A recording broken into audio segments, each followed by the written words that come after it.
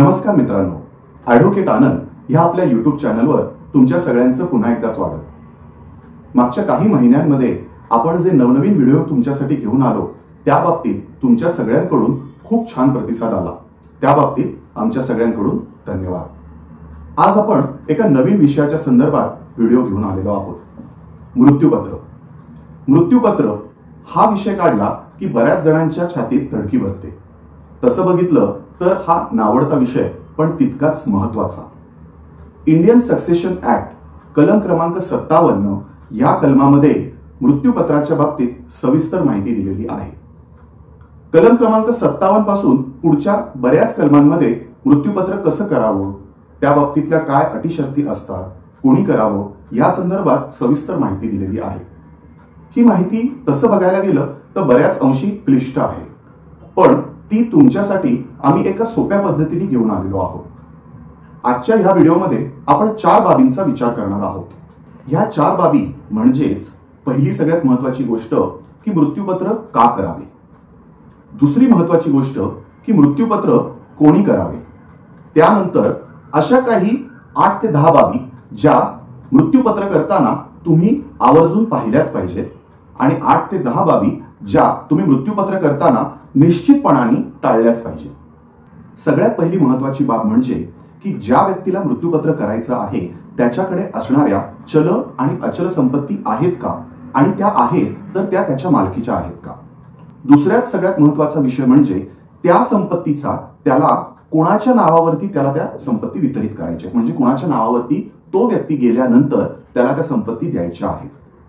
तिसरी सगळ्यात महत्वाची गोष्ट म्हणजे या सगळ्या मिळकतीचं किंवा या सगळ्या संपत्तीचं ज्या वेळेला त्याला वितरण करायचं आहे त्याच्या बाबतीतलं नियोजन तो कसं करणार आहे. चौथी महत्वाची गोष्ट म्हणजे हे नियोजन त्याला कुणाकडून करून घ्यायचंय. आपण एक उदाहरण पाहूया की एखादा व्यक्ती आहे आणि त्याला 2 मुलं आहेत. त्यातला जो त्याचा मोठा मुलगा आहे तो सज्ञान आहे आणि त्याचा जो धाकटा मुलगा आहे जो अजूनही 18 वर्षाचा झालेला नाही. त्या परिस्थितीमध्ये तो जो वडील आहे किंवा ती जी व्यक्ती आहे ती त्या मोठ्या मुलाला ह्या सगळ्या गोष्टींचा वितरण करणारा मुख्य किंवा ज्याला इंडियन सक्सेशन ऍक्ट मध्ये ऍडमिनिस्ट्रेटर किंवा एक्झिक्युटर अशा स्वरूपाचं नाव देऊ शकतो. आता ह्या गोष्टी झाल्यानंतर आपल्याला लक्षात घेण्याची गोष्ट अशी की हे करत असताना त्या बाबतीत येणारी जी टॅक्स लायबिलिटी आहे किंवा टॅक्स इम्प्लिमेंटेशन आहे किंवा टॅक्सच्या बाबतीतल्या ज्या काही अडचणी येणार आहेत त्या बाबतीत पण त्या व्यक्तीने विचार करायला हवा. हे का करायचं, कारण हे करत असताना 2 महत्वाच्या बाबींचा यामध्ये अंतर्भाव होतो. ती म्हणजे की जे कोणी घरातले त्याचे नातेवाईक आहेत, जे कोणी त्याचे वाली वारस आहेत यांच्यामध्ये भांडणं होत नाही. त्याच पद्धतीने त्यांच्यामध्ये एक स्पष्टता येते की जो या जागेचा मालक होता, जो या जागेचा किंवा या मिळकतींचा हक्कदार होता त्याची शेवटची इच्छा काय होती. त्यामुळे यांच्यामध्ये होणारे जे वाद आहेत ते तुलनात्मक कमी होतात. हे होत असताना अजून एक महत्वाची गोष्ट अशी की ज्या व्यक्तीला अशा स्वरूपाचं विल करायचं आहे त्याने 2 अजून महत्वाच्या बाबींचा विचार करायला हवा. पहिली बाब म्हणजे त्याच्यावरती अवलंबून असणाऱ्या व्यक्ती कोण कोण आहेत आणि त्या बाबतीत त्याने त्या विल मध्ये काळजी घेतलेली आहे किंवा नाही.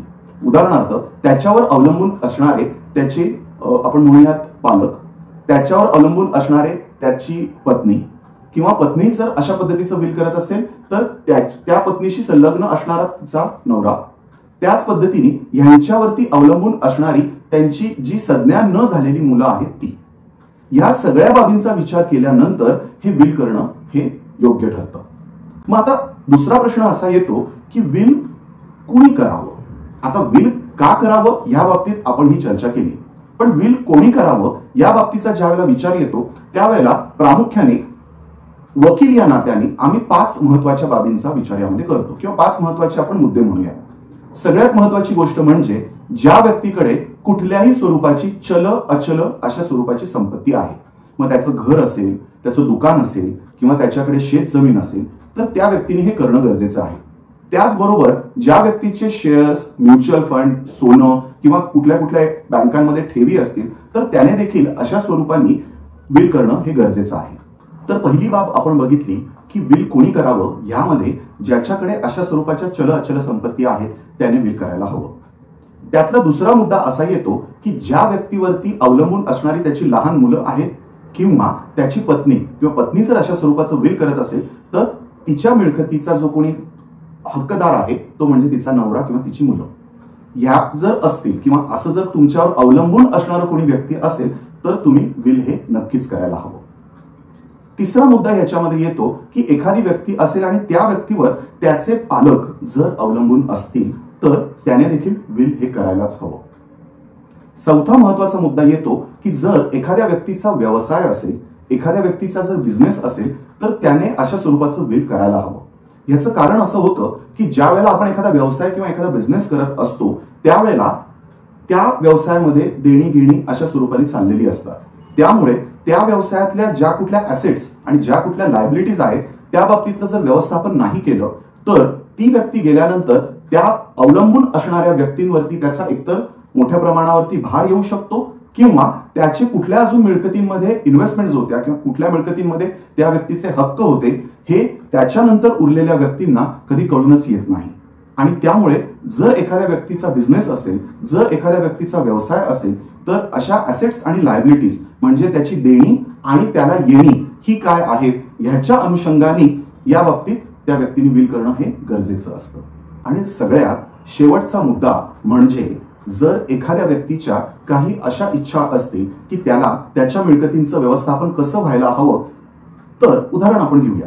म्हणजे काय, जर एखाद्या व्यक्तीला असं वाटत असेल की तो गेल्यानंतर त्याच्या मिळकतीचा एक ठराविक भाग हा त्याच्या आवडत्या लोकांना किंवा त्याच्यावर अवलंबून असणारे अशा ज्या व्यक्ती आहेत त्यांना मिळावा आणि त्यातला असं समजून चालूया की 10-15% हा भाग त्याला समाजासाठी द्यायचा आहे किंवा तो लोकहितासाठी त्याला दान करायचा आहे तर त्यावेळेला देखील अशा स्वरूपाच्या मृत्यूपत्राचा हा नक्कीच फायदा होतो. आता आपण पाहिलं की मृत्यूपत्र का करावं, मृत्यूपत्र करताना त्या व्यक्तीच्याकडे काय गोष्टी असल्या पाहिजेत ह्या 5 महत्वाच्या बाबींचा आपण विचार केला. आता आपण असं लक्षात घेऊया की मृत्यूपत्र करताना कुठल्या महत्वाच्या बाबींचा आपण आवर्जून विचार केलाच पाहिजे.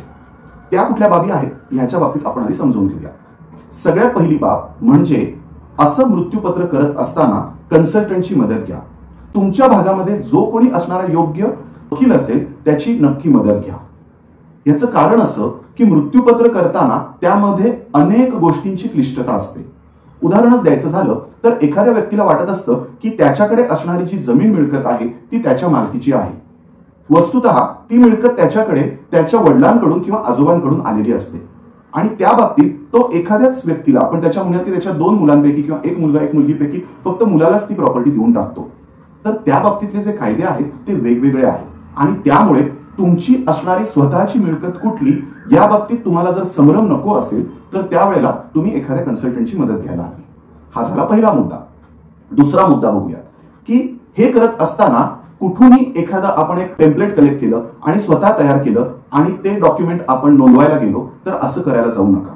त्यामध्ये असणाऱ्या क्लिष्टता, त्यामध्ये असणारे कायदे या बाबतीत आपल्याला त्यावेळेला लक्षात येत नाही, पण ज्या वेळेला आपण जातात त्यानंतर त्याचे जे बेनिफिशरीज असतात त्यांना त्या बाबतीत मोठ्या प्रमाणाला अडचणींना तोंड द्यावं लागतं.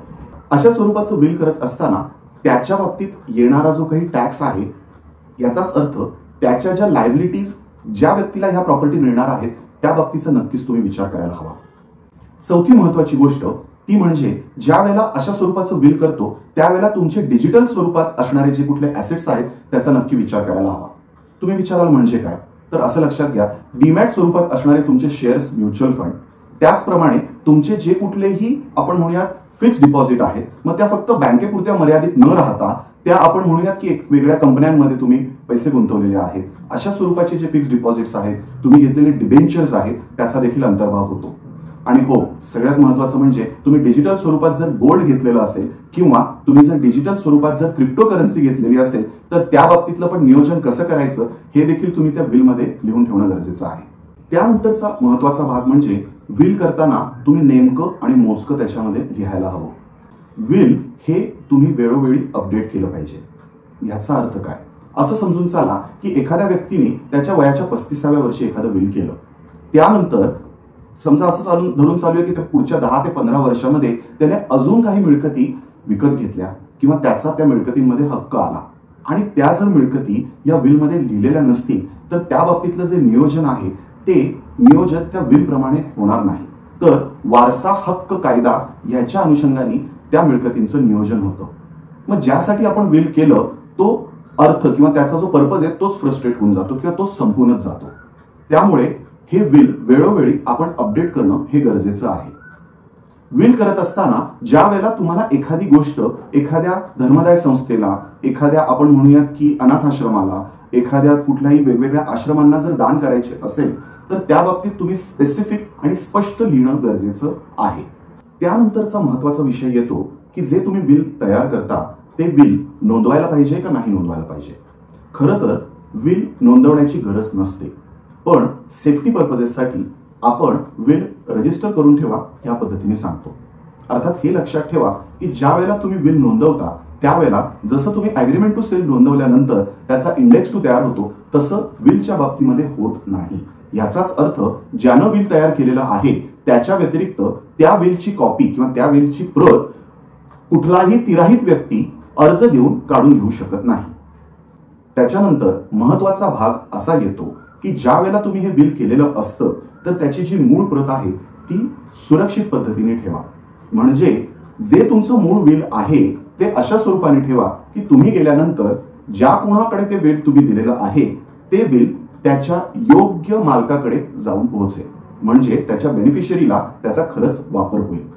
आणि सगळ्यात शेवटची आणि महत्वाची गोष्ट अशी की जेव्हा तुम्ही बिल कराल ते कुठल्याही पद्धतीने सिक्रेटली ठेवू नका. याचाच अर्थ विल मध्ये काय लिहिलेलं आहे हे गरज नाही की तुम्ही सगळ्यांना सांगायला हवं, परंतु जर तुम्ही विल केलेलं असेल तर त्या विल किंवा त्या मिळकतीच्या अनुषंगाने ज्या कुठल्या लोकांना ह्याचा फायदा होणार आहे त्यांना त्या बाबतीत नक्कीच अलर्ट करून ठेवा किंवा त्यांना त्या बाबतीत सांगून ठेवणं हे गरजेचं आहे. आता कुठल्या गोष्टी करू नयेत या बाबतीत आपण पाहूया. आपण जर पाहायला गेलो तर गुगलवरती किंवा आपण वेगवेगळ्या ज्या काही वेबसाईट आहेत त्याच्यामध्ये वेगवेगळे मसुदे किंवा आपण ज्याला टेम्पलेट्स म्हणूया ते टेम्पलेट्स रेडी अवेलेबल आहेत. आणि अशा स्वरूपाचे जर टेम्पलेट्स तुम्ही वापरले तर त्याच्यामध्ये क्लिष्टता येते. त्यामुळे कुठलंही बिल करताना असं क्लिष्ट स्वरूपाच्या मिळकतींच्या बाबतीमध्ये स्वतः बिल तुम्ही करायला जाऊ नका. दुसरी महत्वाची गोष्ट की बिल करायचा जो निर्णय आहे, मी जसं मगाशी सांगितलं की ज्या 5 लोकांनी बिल करायला हवं त्या 5 प्रकारांमध्ये याचाच अर्थ तुमच्यावर अवलंबून असणारी जर लोक असतील, तुमचा जर बिझनेस असेल, तुमच्या नावावर जर मिळकती असतील, तुमच्या जर का काही स्पेसिफिक इच्छा असतील आणि जर का तुम्हाला त्या मिळकतींचं खरंच नियोजन करायचं असेल तर त्यावेळेस तुम्ही ही गोष्ट लांबणीवर टाकू नका. त्यानंतरचा जो महत्वाचा भाग येतो तो म्हणजे त्या वालीवारसांच्या नुसत्या तोंडी दिलेल्या आश्वासनांवरती जाऊ नका. तुम्हाला जे करायचं आहे, तुम्हाला त्या मिळकतीचं ज्या पद्धतीने नियोजन करायचं आहे ते त्या विलमध्ये तुम्ही नक्कीच लिहायला हवं. त्यानंतरचा पुढचा महत्वाचा भाग असा की तुमच्या कुटुंबामध्ये सगळे आलबेल आहे आणि त्यांच्यामध्ये या पैशासाठी वाद होणार नाही ही जर का तुमची समजूत असेल तसं होणार नाही. म्हणजे ह्यांच्यामध्ये भांडणं होऊ शकतात हे विसरू नका. कारण जिथे पैसा येतो तिथे वादाची निर्मिती होते हे आपण आतापर्यंत अनेक वर्षापासून बघत आलेलो आहोत. त्यामुळे आपल्या कुटुंबातली सगळी मंडळी छान गुण्यागोविंदाने आपण जे काही दिलेलं आहे याचा स्वीकार करतील असं तुम्ही समजून राहू नका. त्यामुळे विल हे अपडेट करणं, हे स्पेसिफिक असणं, हे सिक्रेट न ठेवणं किंवा त्या बाबतीत तुम्ही अगदी चपखलपणाने किंवा मुद्देसूद पद्धतीने सांगणं हे अत्यंत गरजेचं आहे. विल हा विषय खरंच मोठा आणि क्लिष्ट आहे. हा एका व्हिडिओमध्ये संपणार नाही. त्याच्यामध्ये प्रोबेट म्हणजे काय, कोडिसिल म्हणजे काय, लेटर ऑफ ऍडमिनिस्ट्रेशन कधी घेतात, त्याचप्रमाणे हेअरशिप सर्टिफिकेट म्हणजे काय, विल व्हॉइड कधी होतं, हे वेगवेगळे विषय आपण सोप्या पद्धतीने पुढच्या व्हिडिओजमध्ये सांगण्याचा नक्कीच प्रयत्न करणार आहोत. आणि त्याचा तुम्हाला अर्थ हा सोप्या भाषेत समजेल याची आम्ही तुम्हाला खात्री देतो. आजचा जो व्हिडिओ आहे हा विल कधी करावं, कोणी करावं, कुठले महत्वाचे जे मुद्दे आहेत आणि त्यामध्ये कुठल्या कायद्याचा अंतर्भाव होतो एवढी जुजबी माहिती देण्यापुरताच हा आजचा व्हिडिओ होता. हा व्हिडिओ जर तुम्हाला आवडला असेल तर ॲडव्होकेट आनंद ह्या चॅनलला आणि आज तुम्हाला दिलेल्या या व्हिडिओला लाईक करायला विसरू नका. तसंच आमचा जो ॲडव्होकेट आनंद हा चॅनल आहे याच्यावरती आम्ही वेगवेगळे नवनवीन विषय घेऊन येत असतो. तर त्याची माहिती तुम्हाला ताबडतोब मिळावी, लगेच मिळावी याकरता ॲडव्होकेट आनंद हा जो चॅनल आहे हा तुम्हाला खाली एक जे बेल आयकन दिलेला आहे त्याचं सबस्क्राईब हे बटन दाबून तुम्हाला सबस्क्राईब नक्कीच करता येईल. तर आजचा व्हिडिओ आपण इथेच संपवूया.